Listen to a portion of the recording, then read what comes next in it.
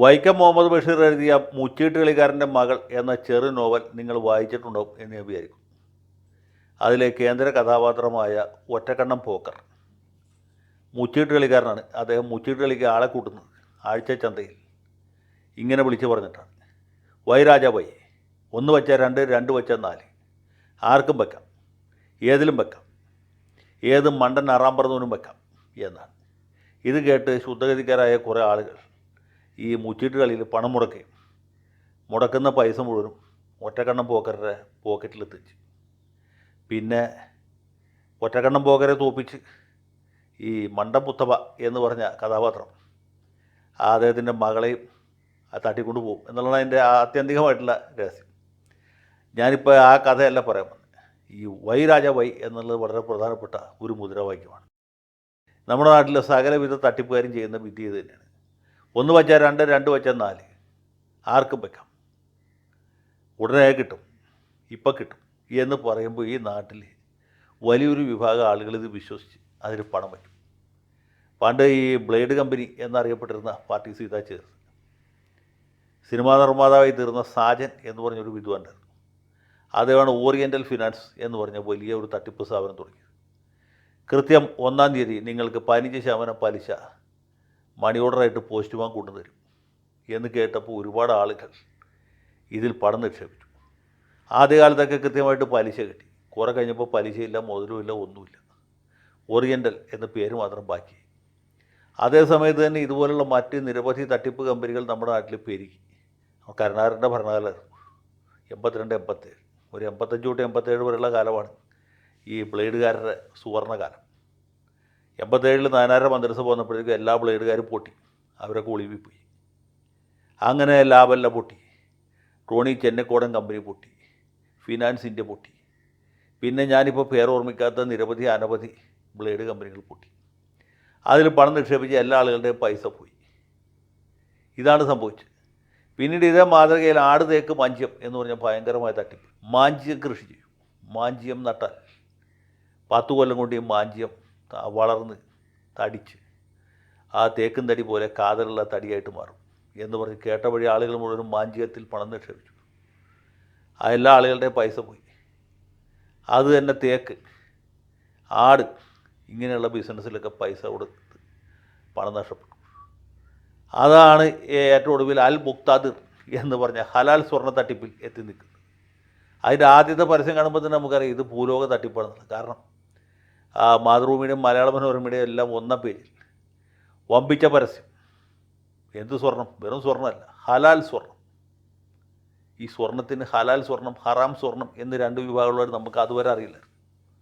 ചില ഹോട്ടലുകളിലൊക്കെ ഹലാൽ എന്ന് ബോർഡ് വെച്ച് കണ്ടിട്ടുണ്ട്. ഞാൻ ഈയിടെ ആംസ്റ്റർഡാമിൽ ചെന്നപ്പോൾ അവിടെ ഗാന്ധി എന്ന് പേരുള്ള ഒരു റെസ്റ്റോറൻറ്റ് ഉണ്ട്.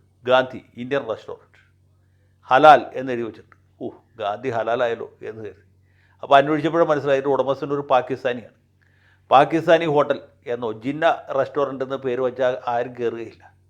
അതുകൊണ്ട് ഗാന്ധി ഇന്ത്യൻ റെസ്റ്റോറൻറ്റ് എന്ന് പേര് വെച്ചു. ഏതായാലും പാകിസ്ഥാൻകാരിലും ഗാന്ധിയെ ബഹുമാനിക്കുന്നവരും ഇന്ത്യയോട് ബഹുമാനമുള്ളവരും ഉണ്ടല്ലോ എന്ന് കരുതി. ഞാൻ അവിടെ നിന്നൊന്നും കഴിച്ചില്ല. അതിൻ്റെ അപ്പുറത്ത് തുർക്കിക്കാരൻ നടത്തുന്ന ഒരു റെസ്റ്റോറൻറ്റിൽ നിന്ന് ഫലാഫൽ മേടിച്ച് കഴിക്കുക. നമുക്ക് പാകിസ്ഥാനോട് സ്നേഹമുണ്ടെങ്കിലും അവൻ്റെ പാചകത്തെക്കുറിച്ച് അത്ര മതിപ്പില്ലാത്തതുകൊണ്ട്. അപ്പോൾ അങ്ങനെയൊക്കെ ചെയ്യുന്ന ആളുകളുണ്ട്.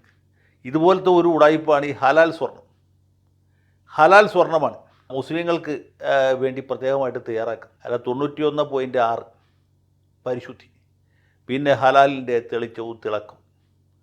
ഏത് ബുദ്ധിയില്ലാത്തവനും ഇവിടുന്ന് മേടിക്കാം. ഏറ്റവും വലിയ തട്ടിപ്പതല്ല. പണിക്കൂലിയില്ല, പണിക്കുറവില്ല. ക്യാമയില്ലേ, പണിക്കൂലിയും പണിക്കുറവില്ലാതെ ആർക്കെങ്കിലും സ്വർണ്ണ കച്ചവടം നടത്താൻ പറ്റുമോ? PMK നടത്താൻ പറ്റുമോ? പറ്റില്ല. ആലപ്പാട്ട് ഫാഷൻസ് നടത്താൻ പറ്റുമോ? പറ്റില്ല.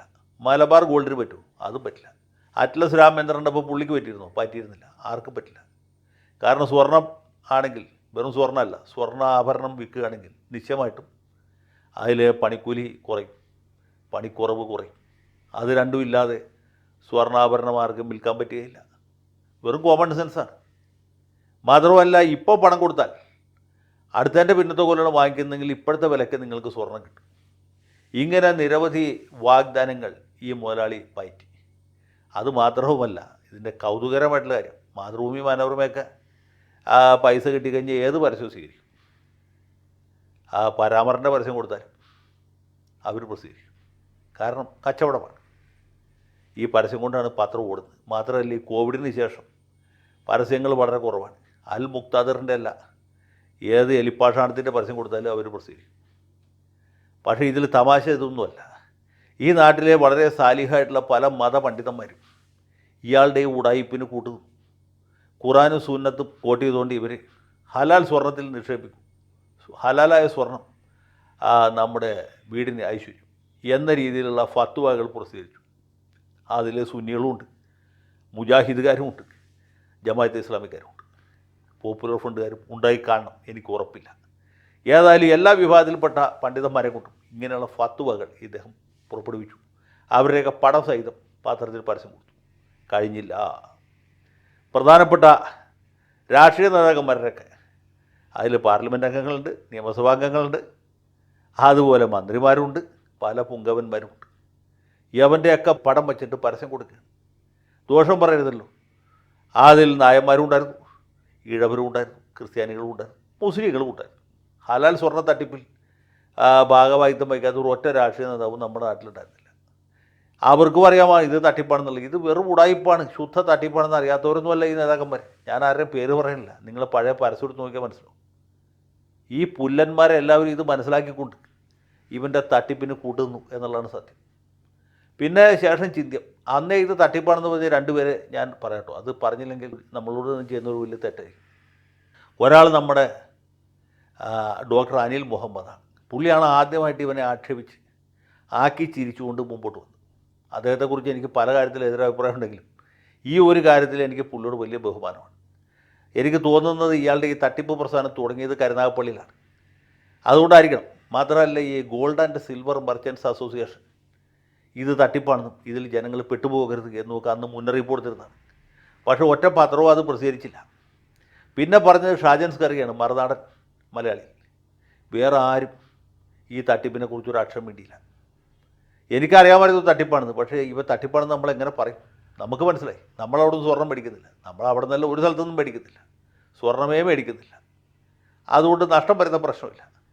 പക്ഷേ ഇവൻ തട്ടിപ്പാണ് എന്നുള്ളതിന് നമ്മുടെ കയ്യിൽ യാതൊരു ലക്ഷ്യമില്ലാത്തടത്തോളം കാലം ഉറപ്പിച്ച് പറയാൻ പറ്റുകയില്ല. അങ്ങനെ ഈ തട്ടിപ്പ് പിന്നെ കാശ് പോകുന്നവരുടെ പോയിക്കോട്ടെ എന്നൊരു ചെറിയ സതുദ്ദേശം എനിക്കുണ്ടായിരുന്നു എന്ന് വെച്ചോളൂ. ഇതുപോലുള്ള ആളുകളെയൊക്കെ പൈസ തീർച്ചയായിട്ടും പോകണം. അതുകൊണ്ട് ആളുകൾക്ക് മുന്നറിയിപ്പ് കൊടുക്കേണ്ട ചരിത്രപരമായ അല്ലെങ്കിൽ നിയമപരമായ ഉത്തരവാദിത്വമൊന്നും എനിക്കില്ല. പോകുന്നവരുടെ കാശ് പോട്ടെ. ഏതായാലും ഒരുപാട് ആൾക്കാരുടെ കാശ് പോയി.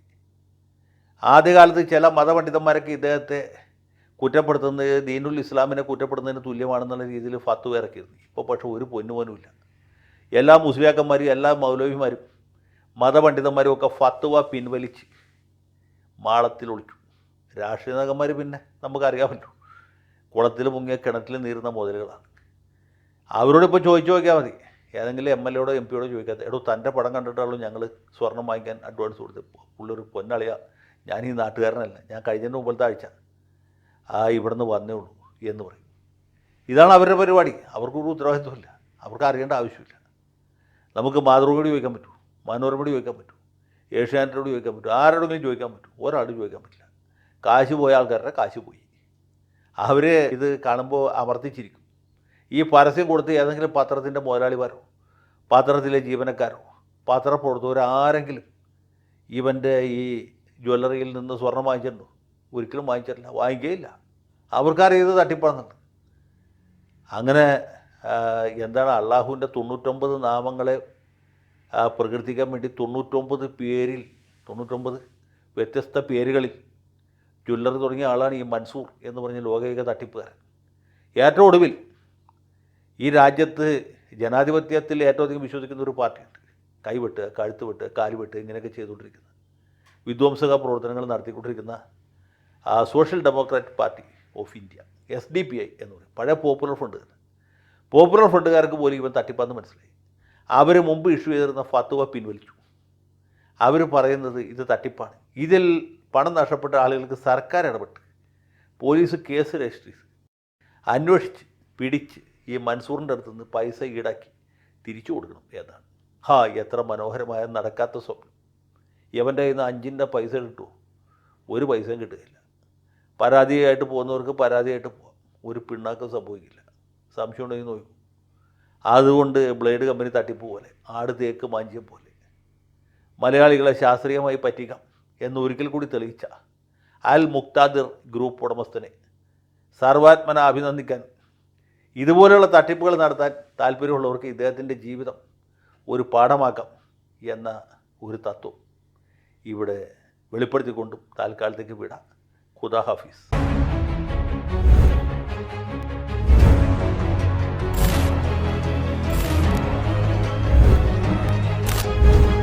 കൂടുതൽ വാർത്തകളും വിശേഷങ്ങളും നിങ്ങളിലേക്ക് എത്താൻ ABC മലയാളം സബ്സ്ക്രൈബ് ചെയ്യുക, ബെൽ ബട്ടണും അമർത്തുക.